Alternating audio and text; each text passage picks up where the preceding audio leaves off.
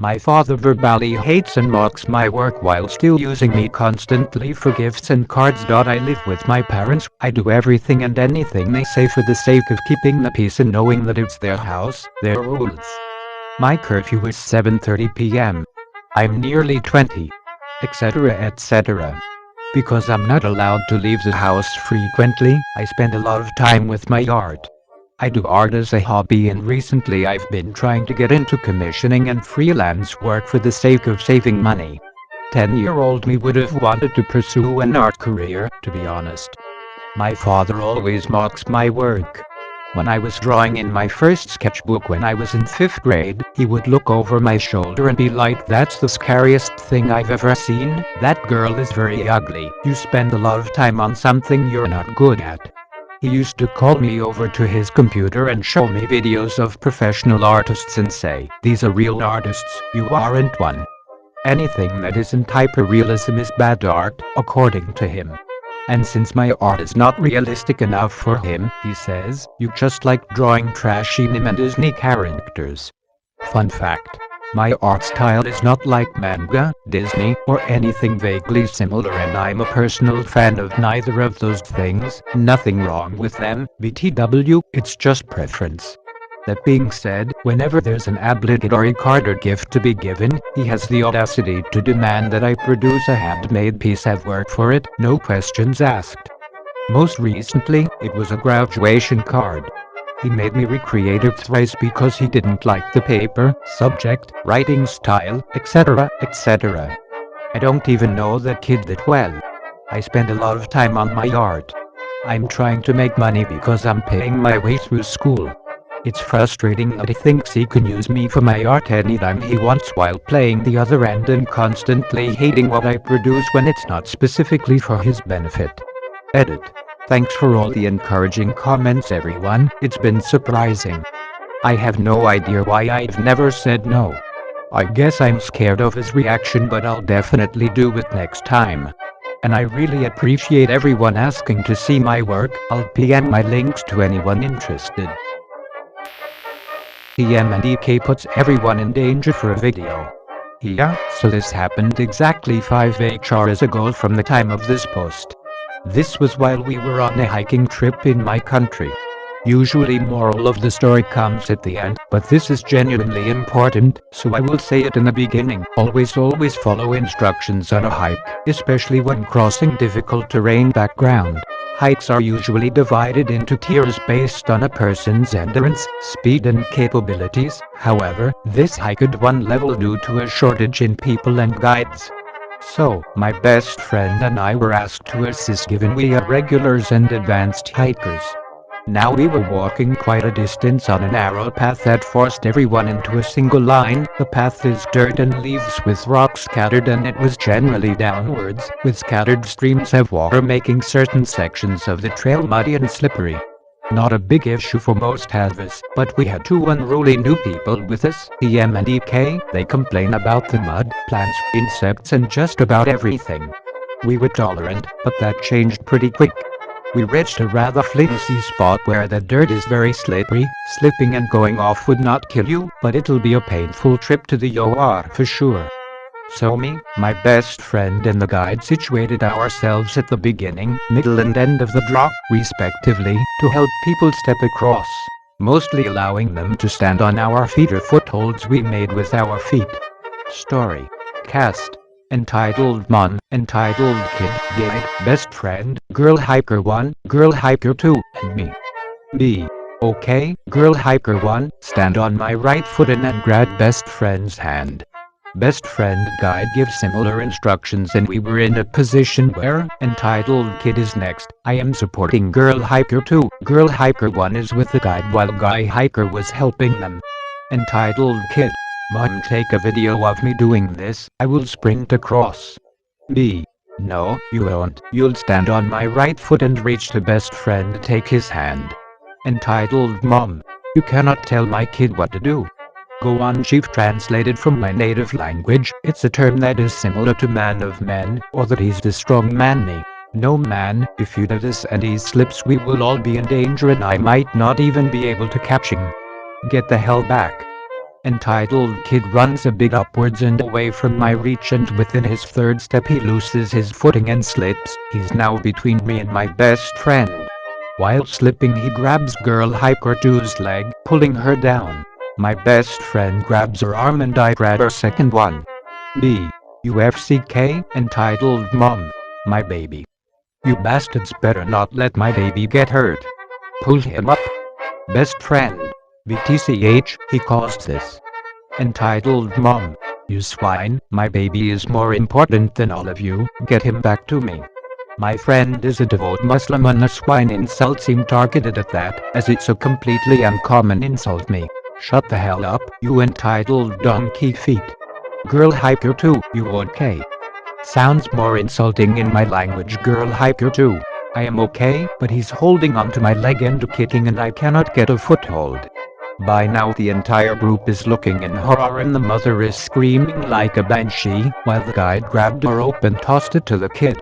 Kid would not let go of the girl's leg, forcing me and best friend to start losing our footholds. Best friend, you Peugeot. Grab the rope or we will all go down. Entitled mom. Don't you dare scream at him, this is all your fault, you and this trail. Only a swine like you isn't Peugeot. B. Will you shut the hell up already? Girl hiker 2, I need to grab you by the shirt, is that okay? Girl hiker 2. Yes, just get me out of here. I reached down, grabbed her by the shirt and undershirt and pulled her up enough for my best friend to grab her bag and pull up with me. We felt the dirt beneath us giving way. The dirt was slipping into the kid's eyes as it was tumbling down onto him. He began to flail and scream, causing the mother to start screaming as well. Entitled mom. Do not worry baby, hold on. You Peugeot were hurting him. B. Can you put a lid in it, goddammit? Entitled mom. How dare a piece of SHD like you and the swine next to you best friend talk to me and my baby like that? The guide had moved himself a bit below my friend and I and had a strong foothold. The moment we pulled back up enough he grabbed the entitled kid and pulled him off, allowing us to pull the girl hiker 2 out and back onto my best friend.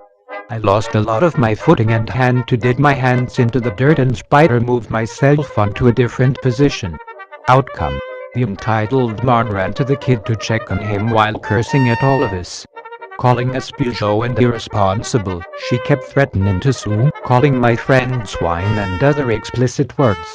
Now what she forgot and did not account for is that both my and my best friend's mom are with us and they saw all this go down. Best friend's sister even recorded everything. Surprise cast. Mom and best friend's mom. Mom. Our kid saved your spoiled brat's ass, so one more word out of you and it won't. Best friend's mom shoves entitled mom into a tree trunk. Best friend's mom. How dare you call my kid swine after he saved your kid's life? You racist entitled BTCH, I have half a mind to throw you off of this ledge. Pieces of SHD like you are what the problem in this country. Say one more word about my kid, I dare you. Entitled mom and entitled kid visibly shrank as the entire group gathered around them yelling and blaming her and her kid for what they did. I and my best friend got to cleaning our boots and clothing from the dirt that slipped him. We brushed it off and continued the trail. Hiker girl 2 stuck around my best friend. They joked and he got her number as well. TM and EK were noticeably silent and the guide issued them a ban from our group and other groups we usually collaborate with. There you have it, red-eyed. My brush was a possible admission due to an EK. Also, did I mention EK was 29? My best friend and I are 22 and 23, respectively. Thought this would be a juicy last piece of info for y'all edit. Morning everyone, I literally fell asleep while responding to comments. I guess I was more exhausted than I thought I was previously. Thank you everyone for your kind comments, upvotes and awards. I will respond to a few questions and comments as they have been expressed by a majority of people. Midterm project. Several years ago, I worked as a German teacher at a local middle school. I was hired as a long-term sub for a single year, teaching an intro class which lasted 3.5 months. Around the halfway point of each trimester, the students were supposed to be given some sort of midterm, but because I didn't like giving paper tests, I instead of them do a project. Look up one item in a German dictionary for each of the 12 colors we had just finished learning in class, and make a small picture book with 12 pages, and I even went out of my way to cut paper and staple it together to make books for everyone. I had kids drawing their own pictures, printing them out from Google, handing them in early because they did them so quickly, and even competing to see who could come up with the weirdest objects. It was a fun assignment, an easy A, and very informative for the kids, the perfect school project. However, one girl didn't hand her assignment in. I asked her about it and she swore she handed it in, but I didn't have it in my inbox. I searched everywhere but couldn't find it, so I know I didn't misplace it. Her mother emails me the next day and demands to know where that project is. I explained to her that I never received it and therefore couldn't give her a grade until I received it. I explained the grading policy was to lose 10% for every class day that the assignment wasn't handed in, class met every other day, and that she could hand it in late if she wanted to. The mother insisted I was lying and went to my principal about it. The principal asked me to explain the assignment to him, then rolled his eyes and apologized, saying this girl's mother pulled the same thing with a project the previous year in another class, and that the kid was never held accountable for anything. I explained the grading policy to him, as established by my department, and he tells me to just keep reminding the girl of the assignment, and eventually called the mother and told her, once again, that this is our grading policy and that we can't make an exception. Her response: "But my daughter worked hard on the project. She works hard in class. She deserves an A." I had to laugh to myself. I had almost 24 kids in that class who deserved A's. They deserved A's because they earned A's for handing in a level work. It's been a few weeks and I still don't have the book in my hands, and now I'm more or less forced to give the girl a 0. Between when the project was assigned and the next incident, I gave the girl at least 3 blank books, none of which were handed in. The very same day I enter the 0 in the grade book, though, I get called back into the principal's office because apparently the mother had called the superintendent. He said just so she stops wasting the superintendent's time, can you just make an exception to the grading policy? I sigh and agree to do so, and he responds, when she hands in the assignment, give her whatever grade you think she really deserves, other than a 0. I nod and leave the office. I send the mother an email with our ultimatum. She has until the last day of class to hand in the assignment. If it's 100% correct, I'll give her full credit, which is obviously more than fair, considering we're a good 15 class meetings past the project due date. On the very last day of school, I get the project. It's only half done. I enter a grade of 50% in the grade book and within seconds, I get an angry email from the mother that is CC'd to the principal, the superintendent, and several other people whose names I don't even recognize.